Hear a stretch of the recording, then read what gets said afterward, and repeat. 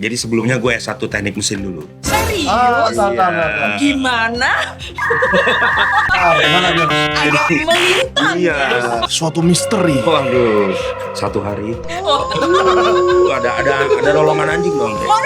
Jadi pada saat gue bilang sama bos gue itu, Pak, saya mau bikin band. Bandnya udah ada belum, Pak? Gitu. Makin ketawa dia. Itu betul-betul alat yang sangat berat. Iya. Berat sekali, ujiannya juga berat.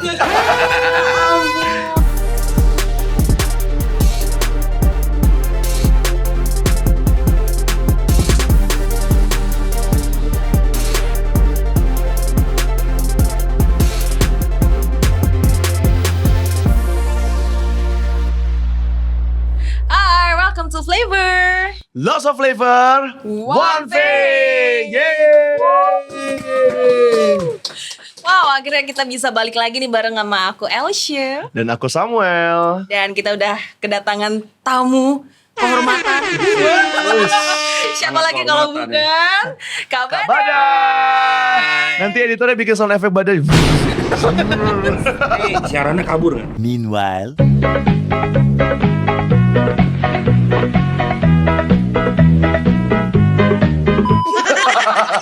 Biasanya kalau ngundang gue podcastnya blur. Oh Waduh, gitu. maling ya. Waduh, thank you Kak Badai udah datang Sama-sama. ke Flavor. Sama-sama.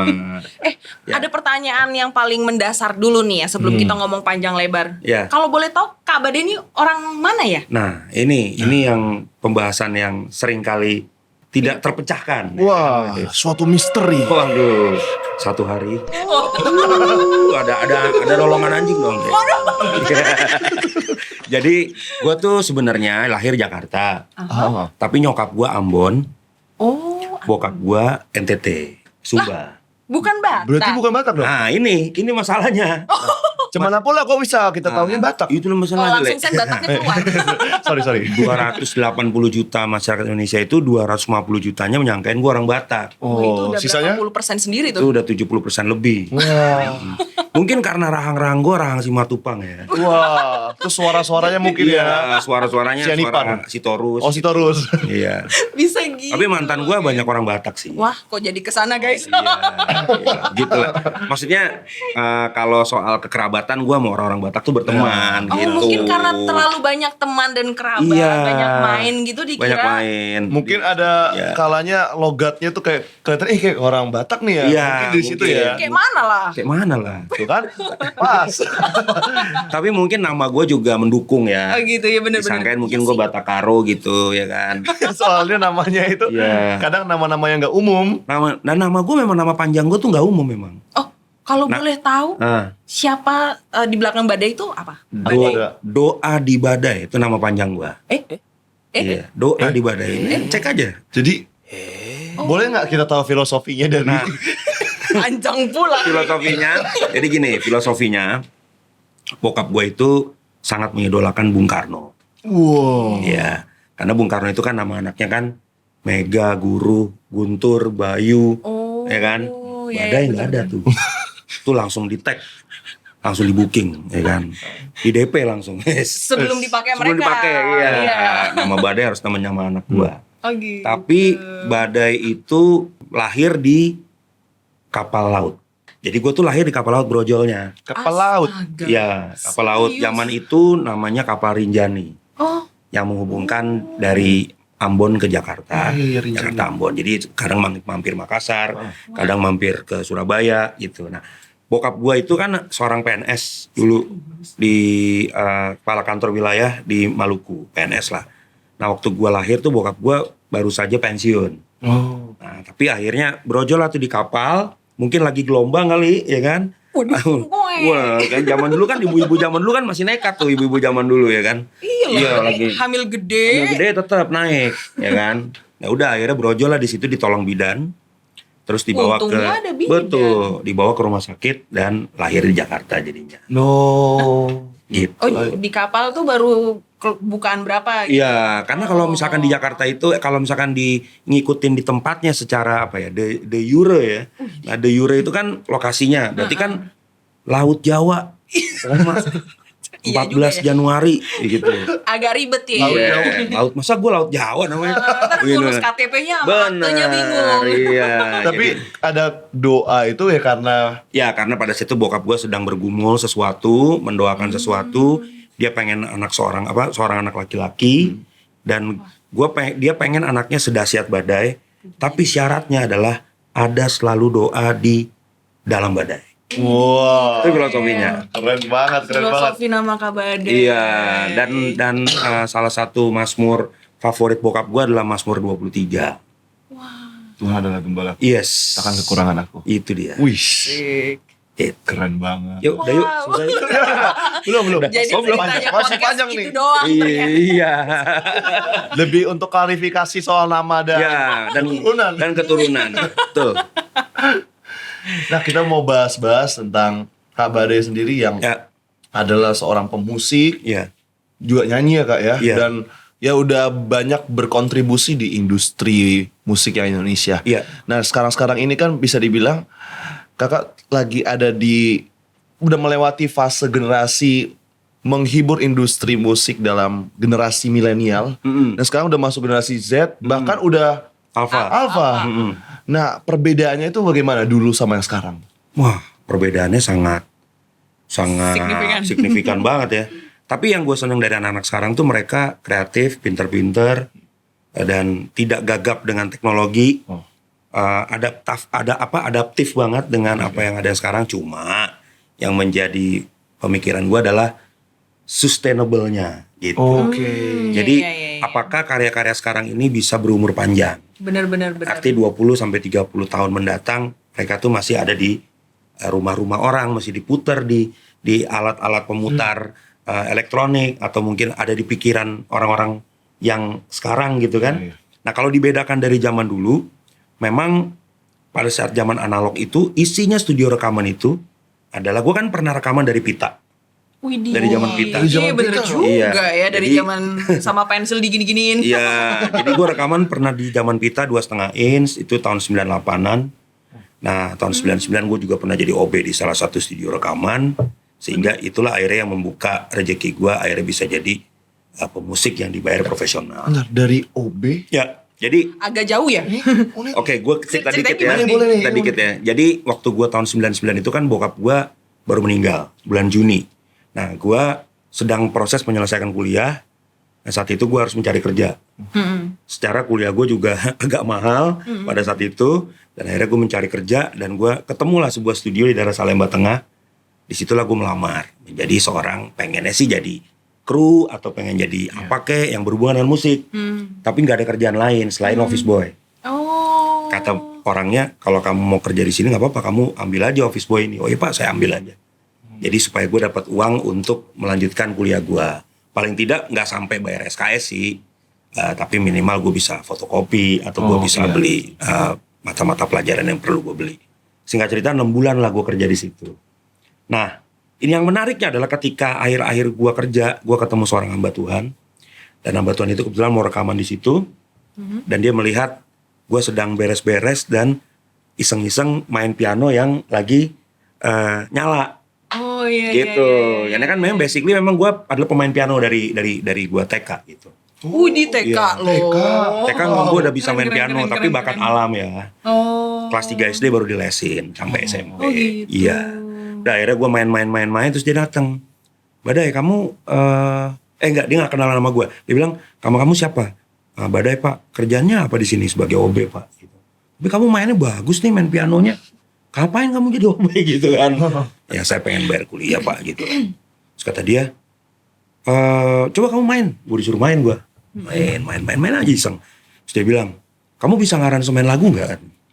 Dia bilang gitu. Ya. Oke. Bisa sih Pak, dikit-dikit saya ngaransemen di gereja juga gitu kan. Ya udah gini, nanti saya ngomong sama owner studionya, kamu nggak usah jadi OB, kamu kerjain project lagu anak-anak. Wah, itu proyek pertama tuh ya. Project pertama tahun 99. Gokil. Dan itu gue rekaman masih pakai pita. Wow. Masih pakai pita 2,5 inch. Akhirnya dia ngomong lah sama owner itu, Badai nggak usah dijadiin OB lagi. Saya mau pakai dia jadi arranger. Nah singkat cerita gue dapet uang saat itu satu lagu dibayar 120.000 Gue ngerjain 10 lagu 1,2 juta gue dapet di tahun 99. Di tahun itu gede tuh. Ya. Gitu. Nah itulah Wah, gue menganggap panjang nih. itu adalah karir pertama gue sebagai professional musician dari tahun 99. Nah, hari ini puji Tuhan udah 26 tahun. Yeay. 26 tahun berkarya di Indonesia, luar biasa. Keren. Berarti keren. gitu. Yang kakak lihat sesuatu Yang berbeda. yang berbeda dan yang pastinya ini nggak ditemukan di generasi sekarang ini. Ya. Apa di masa-masa dulu? Mentality, mental, konsistensi. Kita dilatih keras untuk memakai keterbatasan kita pada saat itu untuk tetap berkarya. Dimana saat itu sosial media belum ada, Iya. handphone juga terbatas, uang juga mungkin kalau nggak punya uang banget nggak bisa masuk studio rekaman, bro. Nggak bisa karena zaman dulu yang gue tahu ya, operator rekaman tuh galak-galak, Waduh, asli loh. tegas-tegas gitu ya. Wah gila, operator rekaman tuh kalau lu penyanyi, lu datang telat, lu disuruh pulang. Ya, udah nggak usah rekaman. Mungkin udah. kakak ada pengalaman dengan Ya kan gue 6 bulan jadi OB di situ. Oh, iya. Iya kan, gue ngelihat jelas Iya, gitu. benar, Penyanyi, benar. ya gue nggak usah sebut namanya lah.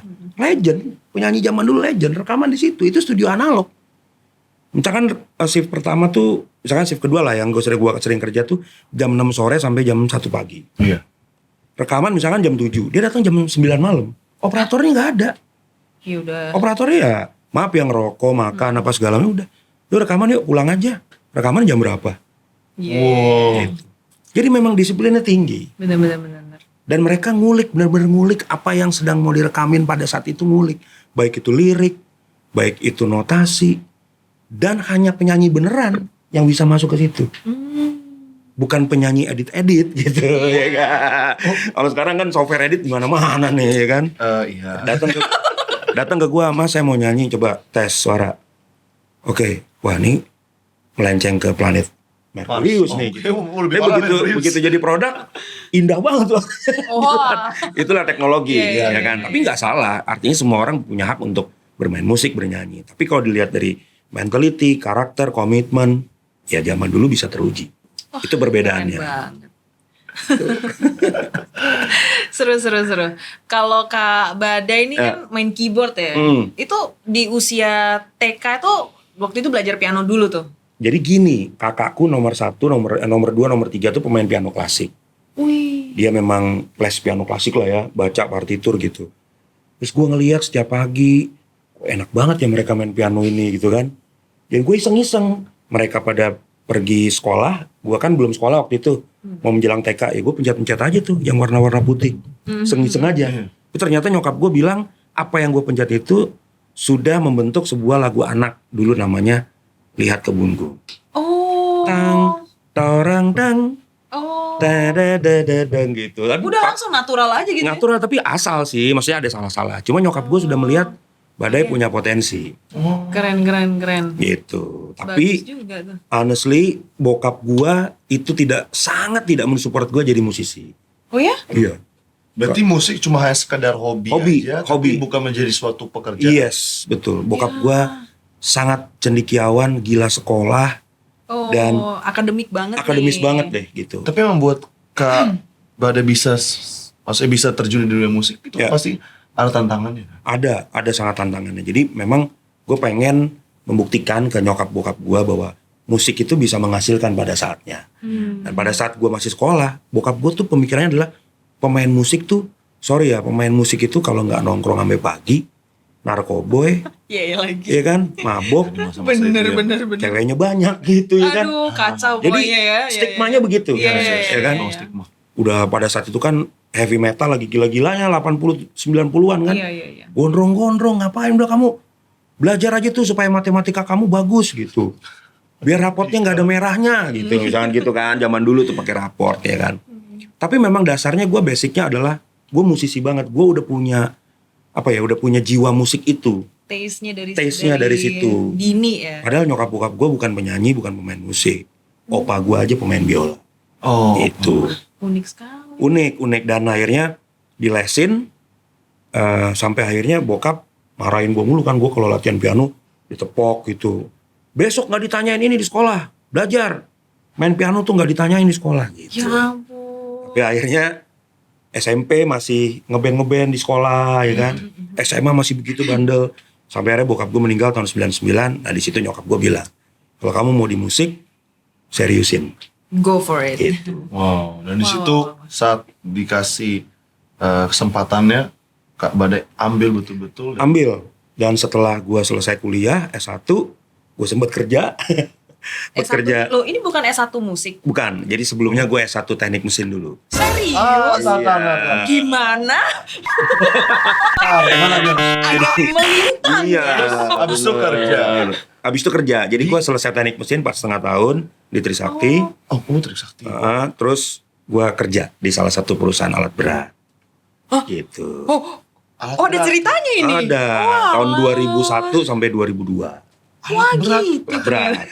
Kebayang gak Sam? Iya. Depannya T lah, belakangnya O. Ya itu malah disebut. Tuh. Kenapa tuh? Sebut aja.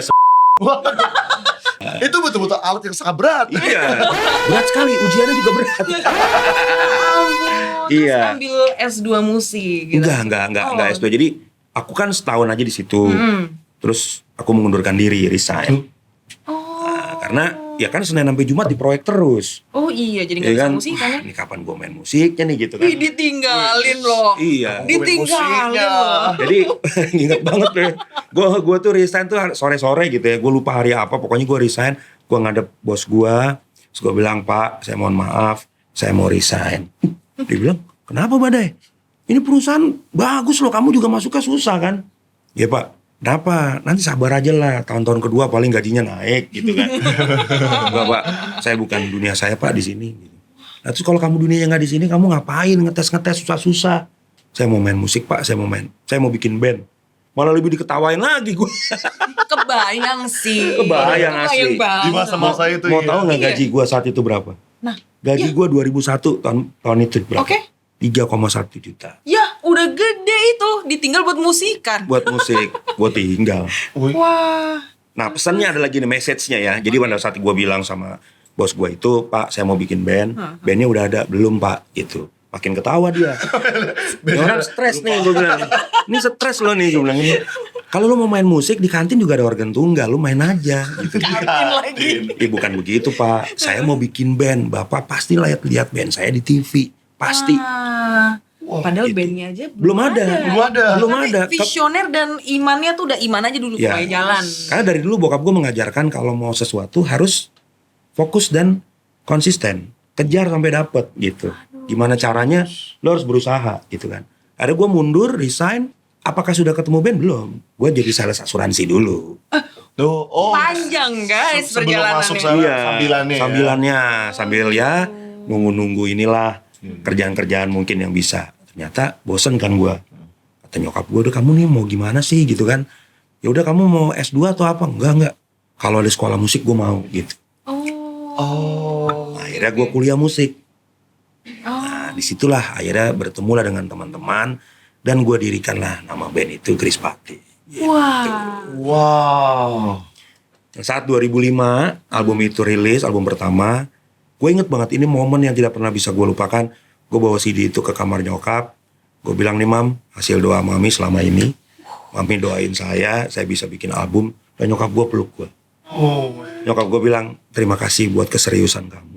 Wah, keren. Keren. Nah ini betul-betul inspirasi banget sih. Iya. Maksudnya dengan ya seperti tadi Kak Badai bilang bahwa yang kekurangan dari generasi sekarang ini adalah konsistensi sama Iya. mentalnya itu Iya. ya. Jadi maksudnya di cerita ini teman-teman Flavor yang menyaksikan tahu bahwa kita generasi Z, generasi muda sekarang ini ya harus butuh konsistensi tersebut. Betul. Dan fasilitas pada saat itu tidak disediakan. Dan sekarang Gitu. udah fasilitas Semuanya ada. ada. Sosial medianya banyak. Ya kan? Platform banyak. Kalau zaman dulu kita bener-bener ya kita mau ikut festival ya mesti daftar ke itu ngisi formulir, audisi gitu Sekarang kan. festival kalau mau ikut udah ikut sayembara aja di Instagram. Ya, gitu kan. ya, zamannya udah berbeda. Zamannya udah berbeda. Gitulah intinya. Jadi aku merasa bahwa ketika 2005 aku bisa bikin sebuah album bersama dengan teman-teman Krispati, ya itu adalah jalan Tuhan yang Tuhan sediakan buat aku untuk mulai berjuang di dunia musik gitu. Di tadi Kak Badai ada mention nama Tuhan berarti. Ya. Berarti Kakak punya ada hubungan yang apa ya, yang membuat Kak Badai cinta banget nih sama Tuhan, dan Kak Badai mungkin tuangkan itu dalam dunia musik kah? Ya, jelas. Pelayanan karena mungkin Iya. dalam dunia musik. aku pelayanan itu sebenarnya dari SMP kan. Dulu papaku kan salah satu pendeta di gereja Protestan di GPIB. GPIB gitu kan. Ya, itu aku organis di gereja. Jadi kan aku memang udah nyeburin diriku di dunia pelayanan memang dari sekolah. Tapi ketika mulai berkembang terus, ada aku mulai fokus juga melayani dan tertanam di sebuah gereja gitu. Berarti dari dulunya memang Kak Badai sudah Pelayanan bergerak di gereja, dunia udah pelayanan musik gereja. Iya. musik gereja. Gitu. Gitu, keren. Ya ampun, Iya. ternyata ini memang kita tuh harus duduk dan ngobrol guys. Jadi jadi biar kita bisa banyak tahu nih. Iya. Baru tahu juga semuanya loh. Lagu-lagunya Chris Pati itu mostly kakak yang bikin ya berarti ya? Iya, 99%. Oh gitu. Terus lagunya Chris Patih itu semua sekuler atau mungkin ada lagu-lagu untuk penguat gitu Kak? Kalau yang mungkin sekarang kita biasa denger tuh dengan gospel kontemporer. Iya, gospel kontemporer, betul. Ada sih, memang mostly lagu-lagu yang aku ciptakan di Chris Pat itu kan lagu basically lagu cinta ya. Cinta atau patah. Lagu cinta patah hati yang kata orang garuk-garuk aspal gitu. Kenapa garuk-garuk Iya, yang aspal? pokoknya gini gitu sampai kukunya berdarah-darah gitu. Lebih ke zombies ya. Iya. Pokoknya udah di ujung tanduk banget hidupnya ya kalau dengerin lagu itu ya kan. Cuma memang di antara semua lagu itu aku juga bikin lagu yang temanya positif. Oh. Di album kedua itu aku bikin judulnya Kita dan Dunia. Oh, ada ya? Ada, dan itu tidak jadi hits, tapi itu aku terinspirasi dari kegiatan sosial untuk gempa di Jogja tahun 2006. Oh. Nah, di situ ada satu lirik yang aku tulis, hidup kita ini adalah bagaikan sebuah buku terbuka dan terlihat jelas. Gitu, terlihat jelas oleh banyak orang, dan di situ lalu harus punya pengaruh ke orang lain dari hidup lo yang terbuka seperti buku itu. Berarti itu kayak pelajaran dari Alkitab yang mengatakan hidup kita tuh suratan terbuka. Iya. Dari situ berarti inspirasinya. Dari situ. Wow, ini keren banget loh, keren banget. Dari situ. Nanti mungkin teman-teman apa podcastnya namanya? Flavor. Nanti Flavor bisa cari lah. Iya. Nanti editor di akan SB. Tampilin aja nggak apa-apa. Video klipnya panjang. Ya, Tampilin aja nggak apa-apa. video klipnya 2 bulan lah lamanya. Lama banget. Itu video atau proses pembuatan? Ya, karena bareng gempa kan. Ini gimana nyapunya ya? Iya, betul makanya. Kembali lagi soal gospel kontemporer. Wah, Iya. Sama lagi ya. Iya. Itu inspirasinya kan berarti tadi ada juga ambil dari Alkitab, Iya. dari firman Tuhan. Dan tadi kakak sempat menyebutkan menjadi suratan terbuka. Nah, Iya. pengaplikasiannya Kak Badai itu dalam bermusik, kan kita tahu sendiri kalau dalam dunia entertainment musik, Iya. memang ada banyak sekali hal-hal yang ya sampai tadi sempat dibilang ada stigma-stigma negatif, Iya, dan betul. kita harus menunjukkan bahwa tidak semuanya itu benar. Kan? Kalau aku prinsipnya gini, aku sampai di hari ini sudah 26 tahun di industri musik, itu kan anugerah. Ya, buat aku anugerah. Kenapa? Karena mungkin banyak orang yang tidak bisa sampai ke umur sepanjang ini. Sebenarnya yang dari dulu yang orang tua aku tanamkan adalah, pertama, keluar dari rumah itu harus pegang prinsip bahwa jangan sampai mempermalukan keluarga. Itu satu. Yang kedua, boleh melakukan sesuatu di luar secara pekerjaan, secara hobi, tapi tetap harus mengutamakan namanya, yaitu takut akan Tuhan itu. Karena dulu bokap di fotoku zaman aku 3 bulan baru lahir, itu bokap itu selalu menuliskan rahasia orang sukses itu takut akan Tuhan. Rahasia orang sukses. Iya. Jadi memang dari nilai-nilai itu sudah ditanamkan. Udah Dan itu yang ditanamkan. Kak Badai pegang terus. Iya. Meskipun kita bukan manusia perfect ya, artinya tetap ada naik turunnya. Cuma prinsipnya adalah aku selalu ingin supaya dari lagu-laguku, mungkin lagu galau, lagu patah hati, Iya. tapi bisa memberikan nuansa positif ke hidup orang. Nah, Gitu kan. Contoh misalkan ada satu lagu, judulnya lagu Rindu. Oh, Bintang malam katakan padanya, gitu kan. Itu ada seorang cewek DM gua, dia bilang, "Oh, gua tenang ya. Jangan panik. Jangan, panik. Jangan. Semua dapat foto tenang aja. Jangan panik. Ini jangan dipotong ya. Jangan dimakan. Tenang. Jangan panik, tenang. Lagi romantis. Iya loh. Tiba-tiba jangan panik. Kita lanjut. Ya intinya lagu itu dia DM sama gua, dia bilang Kak Badai makasih ya, lagu ini membuat saya tidak jadi bercerai dengan suami saya. Wow. Itu padahal lagu Ternyata galau-galau. Lagu rindu. Ya? Lagu Rindu tuh lagu tentang bercerita tentang cowok yang kangen sama ceweknya gitu kan. Dan gua menggunakan analogi bintang-bintang di angkasa untuk menggambarkan bahwa orang kalau kangen tuh hiperbol gitu loh. Iya. Dan di Berlebihan. lagu itu ada suara cowok dan cewek kan? Iya betul, ada backing vokalnya. ceweknya. Iya gitu. Nah itu lagu itu ternyata membuat pasangan itu akhirnya tidak bercerai. Nah dari sini teman-teman kita bisa tahu bahwa lagu-lagu sekuler yang ada, yang khususnya Kak Badai ciptakan, itu punya message yang justru bisa membawa dampak positif ke orang. Itu. Ada juga sebab waktu itu kita pernah dengar ceritanya, ada lagu diciptakan sama salah satu grup musik Indonesia. Ya. Pas didengar, rupanya orang itu udah mau bunuh diri. Ya. Rupanya nggak jadi gara-gara dengar lagu. Nah artinya lagu-lagu yang ada itu bisa membawa pesan positif untuk Itu. mengubahkan loh. Iya betul. Jadi aku lebih seneng karyaku itu bisa mengubahkan hidup orang yang dari tadi hopeless banget, Yes. sampai ada ketika dengar karya gua atau karya siapapun, dia dapat harapan baru itu. Iya, Itu iya. esensi dari kesenian yang sebenarnya menurut Betul. Nah tadi yang Sam tanya, bagaimana cara mengaplikasikan Tuhan itu di dalam hidup gua meskipun gua ada di sekuler, ya gua menciptakan karya-karya yang ada pesan Tuhan di situ, tapi terselipkan gitu di dalam Tanpa lagu-lagu harus menyebut gua. nama Tuhan. Yes. Iya. Tanpa harus dalam tanda kutip menjual sebuah keyakinan, Iya. gitu kan? Ya, biarkan Tuhan yang bekerja aja lewat apa yang kita tulis gitu. Gak selamanya harus lagu rohani. Gak Ternyata selamanya lagu harus lagu sekuler juga rohani. Tuhan bisa bekerja di situ. Betul sekali gitu. Wow, luar biasa. Iya, yang penting nulis nama penciptanya nggak salah aja. Nah, itu mungkin Kamera jangan goyang lagi, Tenang, jangan panik. Tenang. Aduh. Iya, itu penting sih ya untuk mencantumkan ini siapa yang bikin, apa-apa gimana dan lainnya ya. Iya. Ngomong-ngomong soal itu siapa? Siapa ya? Nah, tapi ini hal yang penting juga sih maksudnya. Ini buat dibahas ini penting buat dibahas ini. Kan ya ini lagi heboh-hebohnya kan soal hak cipta lah, royalti kan. Betul. Nah, pandangan dari Kak Badai sendiri bagaimana?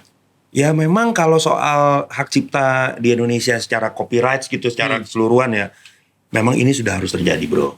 Gitu, harus terjadi. Iya, ya. benar. Kenapa? Karena industri musik kita sedang naik level. Iya. Itu dia saya setuju. Sedang naik level. Kita ini kan selama ini ketinggalan. Dalam arti orang-orang pinter di Indonesia ini banyak. Pencipta lagu keren banyak, penyanyi keren banyak. Tapi mentalnya, cara pikirnya tentang menghargai karya orang lain itu masih di bawah rata-rata. Oh, berarti ini tentang menghargai karya ya? Yes, masih di bawah rata-rata. That's why Indonesia musiknya di sini-sini aja. Gitu. Udah di sini-sini aja. Kita nggak akan bisa lewatin Korea, lewatin Jepang, nggak bisa. Kalaupun viral sesaat Ya doang, udah. Segitu aja. Kita bisa ngukur kok orang viral itu tempatnya di mana, kita udah bisa tebak. Nih. Nah, jadi kalau menurut gua itu udah harus terjadi. Sekarang bersiaplah untuk menerima angin perubahan yang kenceng ini. Kalau musik kita mau maju, gitu. Nah, itu juga terjadi pada lagu-lagu rohani, gitu. Iya, lagu-lagu rohani ini kan basically seringkali ini kan lagu untuk menghargai Tuhan. Nah itu yang selalu jadi masalah. Untuk dibuat untuk memuliakan Tuhan. Tapi produsernya banyak yang nggak memuliakan Tuhan juga gitu, ya kan? Maksudnya dengan alasan ini kan lagu untuk diperuntukkan untuk Iya. ibadah. Oke, benar, tapi tanpa disadari juga dalam hal seperti itu sudah ada produksinya. Udah ada produksinya. Ada masanya. Betul. Bahkan mereka ada dapat sesuatu. Iya. Entah mungkin AdSense dari YouTube. Yes. Semacamnya. Wah. Kebada Badai ada bikin beberapa lagu ini ya, ada Rohani. banyak lagu rohani juga. Nggak banyak tapi ada lah gitu. Aku bikin buat Mike Mohede, almarhum. Aku bikin buat Frankie Kuncoro. Dicantumin kan nama Kak Badai? Kalau di YouTube-nya dicantumin. Tapi terkadang di DSP namanya beda gitu. Jadi kalau di album fisiknya namanya Badai, di DSP namanya siapa. Nah itu yang sebenarnya tidak boleh. Oh, itu yang lagi diperjuangin ya. Ya karena itu kan menghargai hak moral Benar-benar. orang gitu. Yes. Dan ini nggak berlaku untuk lagu doang ya. Untuk orang desain, untuk iya, orang benar-benar. film, untuk orang lukis, Semua harus ada. buku. Ya belajarlah menulis nama pencipta itu dengan baik dan benar gitu. Benar. Kalau kita belum bisa memberkati mereka dengan finansial, kita memberkati mereka dengan penghormatan hak moral mereka. Benar. Gitu. Wah, ini perlu diedukasi juga ya banyak. Iya. Apalagi kalau udah menyentuh ke arah rohani, ya, Iya. dunia industri rohani.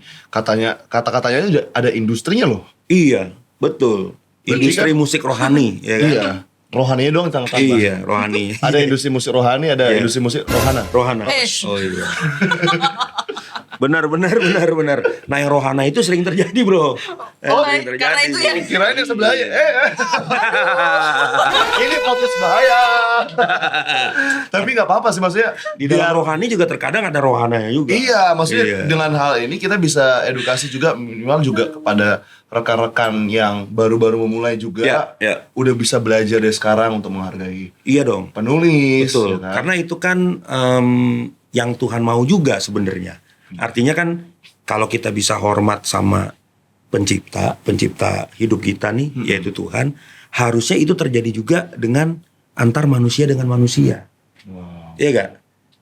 Karena kan nggak mungkin kita kayaknya deket banget sama Tuhan, nggak tahu sama manusia kejam kan nggak mungkin. benar. Iya juga. Itu kan berbanding terbalik ya. Itu harusnya semuanya sejalan gitu. Ini mungkin analoginya saya ya. Ya kayak di Alkitab sendiri ada nama Alkitabnya itu menyebut nama penulisnya. juga. Iya. Seperti Samuel. Iya. Bukan saya. Bukan. Tapi maksudnya dari situ aja kita bisa melihat suatu gambaran ya bahwa penulisnya sendiri pun ada dikasih namanya. Iya. Tapi semuanya itu bukan untuk diri dia kan? Iya. Itu semua untuk kemuliaan Tuhan. Betul, Cuman betul. ada peran penulisnya tanpa dia juga memang Tuhan bisa bekerja. Tapi Tuhan lagi pakai nih orang Iya, untuk iya. menulis, Iya. untuk menghasilkan karya. Iya. Itu sudah disempurnakan. Sudah diamankan. PDM Samuel. Wah. Tiba-tiba jadi PDM. Papa enggak. Menuju nih guys kayaknya. Kalau gua PDP aja. PD apa? Pemimpin dua pulang. Ya. Oh oke. Mari kita bersatu dalam. Gitu. Berarti Kak Badai berkarya di sekuler juga ada, berkarya di dunia rohani Ya. juga ada. Tapi mungkin saya bisa melihat kesimpulannya tidak ada perbedaan antara dua hal itu. Secara hati, secara fokus, secara full heart gitu ya, sama aja. Sama aja. Jadi gini, aku kalau bermain di sekuler sama melayani Tuhan hari Minggu, ya tetap full heart gitu. Benar-benar harus semuanya ini keren. sepenuh hati Iya. gitu ya. Dan mungkin sesuatu yang karena aku terlalu total, terlalu full heart, makanya terkadang kalau ada sesuatu yang tidak bisa tercapai dengan perfect, terkadang itu kalau itu kelemahan gue ya, gue terkadang terbawa gitu bahwa wah gila ya gue udah total, udah full heart, tapi hasilnya gak sesuai dengan ekspektasi gue gitu. Nah harusnya kita mulai belajar untuk nggak selamanya apa yang kita lakukan itu akan sampai pada garis finish. Wow. Gitu kan. Itu nggak selamanya sampai di garis finish. Terkadang kita cuma sampai di garis tengah, kadang kita sampai di pinggir, tapi Tuhan selesaikan itu di waktunya dia, bukan waktunya kita gitu loh. Iya gak? Contoh nih, misalkan gue sekarang di dunia musik, gue gak pernah kepikiran gue sampai 26 tahun gini kan. Kegagalan demi kegagalan gue banyak terjadi. Tapi Tuhan antar sampai hari ini gitu. Lah itulah namanya apa? Immanuel ya. Allah beserta kita. Iya, gitulah pokoknya. Mas. Bukan toko buku, bukan. Iya. Cuma di pegangsaan. Gue kenal sih sama yang punyanya. Aduh, Warganya juga banyak. podcastnya di sini kok. Gue tanggal berapa itu diundang sama dia? Ada juga sih diundang. Yang di sini. Yang ke Pemukiman Balita. Oh, tuh. Tenang, jangan panik. Goyang lagi di kamera ya. Gitu bro. Ya. Ada yang mau ditanya lagi nggak Sam? Atau gue gantian nanya nih. Waduh, bentar. Kok jadi deg-degan? Kalau mau ditanya Padahal lu mau deg-degan nih, closing. guys. Padahal lu mau closing. Apa? Kita kasih kesempatan. Iya. Karena memang Flavor ini podcastnya informal, Ya. asik sendiri, Iya. bebas, kamera goyang pun nggak apa-apa. Iya. Jadi apa yang kakak mau tanya? Enggak, gue mau nanya sama Elsia ya. Elsia. Elsia sama Sam. Nah, kalau menurut kalian berdua nih, musisi Indonesia yang anak Tuhan, itu siapa yang menurut lo bisa berpengaruh di industri ini untuk menjadikan musisi musik Indonesia ini maju? Gitu. Ada nggak? Ada. Siapa? Itu Kak Badai. Jangan gua. Langsung. Siapa?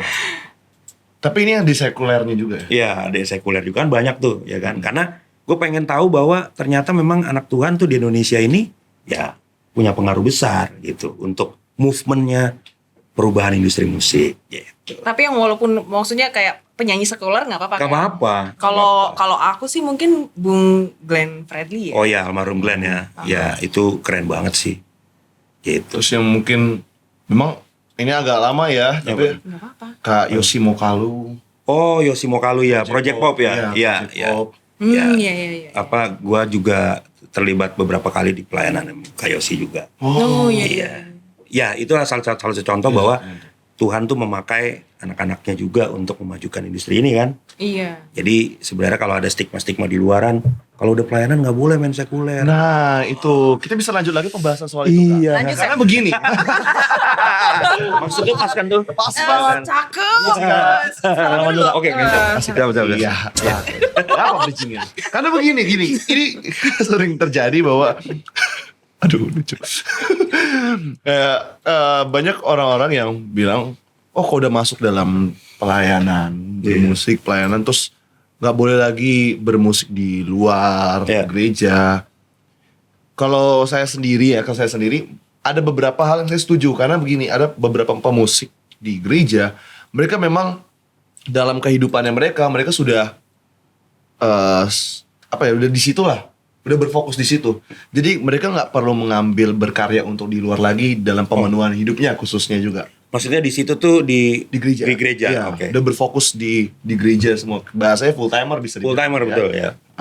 Tapi ada beberapa juga yang mereka punya potensi dan mereka panggilannya mereka berkarya bukan hanya cuma di gereja sebagai pelayanan, tapi di luar mereka bisa berkarya. Nah, ada beberapa yang pada akhirnya itu jadi kontroversi. Iya. Nah, kalau dari Kak Badai sendiri menanggapi hal itu seperti apa? Nah, ini yang berat. Enggak, tapi kalau menurut gua ya, kalau gua berprinsip ini, kalau kita mau jadi pelayan yang membawa jiwa ke dalam gereja, artinya mereka mau dengar yang namanya Yesus. Dia mau dengar apa yang menjadi janji-janjinya Tuhan. Satu yang harus kita lakukan adalah keluar. Wow. Iya benar. Keluar dari zona nyaman lu. Keluar. Keluar yuk. Enggak. Cari makan yuk. Tiba-tiba Keluar keluar. dari zona nyaman lu. Kenapa? Karena Benar. semua murid Yesus ditugaskan masing-masing kan. Di Ada domainnya di masing-masing. domainnya masing-masing. Dan bukan hanya di situ-situ saja.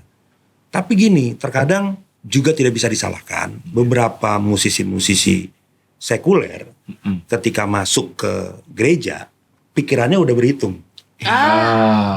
Iya gak? Nah, ada point of view juga Iya dari sini lagi. nih. Iya. Bener-bener juga. Pikirannya udah berhitung. Karena sudah terbiasa dengan perhitungan juga. Iya benar. Dan ini yang harus diedukasi bahwa bedain lu main reguler, lu main di panggung dengan lu melayani Tuhan. Benar-benar. Melayani Tuhan itu kehormatan. Benar. Ya kan, kehormatan dan panggilan.